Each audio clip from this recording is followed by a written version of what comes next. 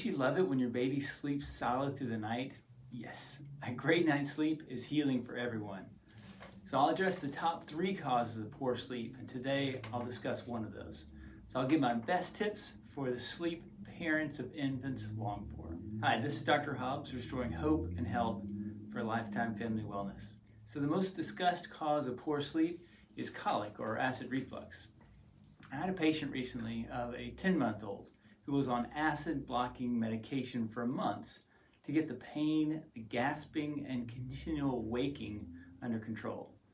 But the parents understood the long-term side effects of stopping healthy acid production, so there was a balance, and so they brought their little one in to me.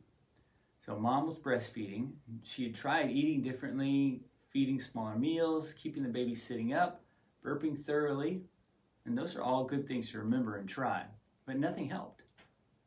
So what could she do? Well, actually, what she tried were all good steps to take. Let me give you 2 steps today that are additional that can be helpful. Step 1, right?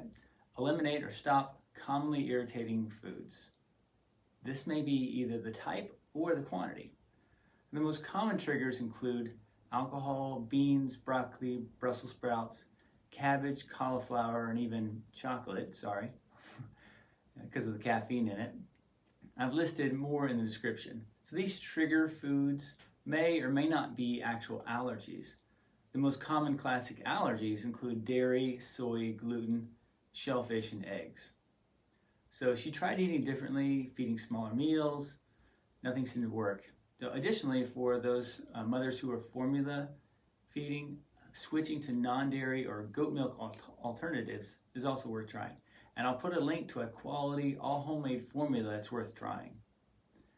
But those didn't work for her. And she wanted to continue breastfeeding, at least for a little longer. That takes us to step 2. Step 2, address physical interference with nerve function. So birth trauma is a common cause of reflux or colic. 2 research studies, one with 318 infants, showed significant improvements over dimethicone drops.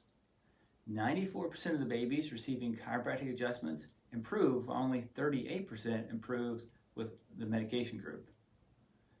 Now, most mothers would be happy with either one of those if they got included in the improvement group. So the mother I mentioned brought her infant to see us. The evaluation involved a good history and exam. Now, we looked for the spinal subluxation complex that might be causing symptoms, and we found it. Spinal subluxations can cause symptoms like acid reflux or colic in 2 ways, and both ways involve nerve interference, just like in adults. But the treatment looks very different than with adults. So we correct the subluxations in infants very gently. In fact, a treatment usually just looks like I'm cradling the infant and moving my fingers along the spine.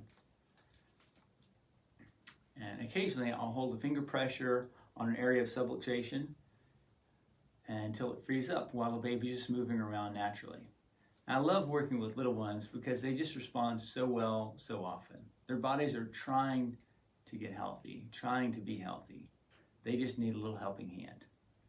If your infant needs a little helping hand, give us a call. We'd love to help you out. All right? Have a wonderful day. May God bless you.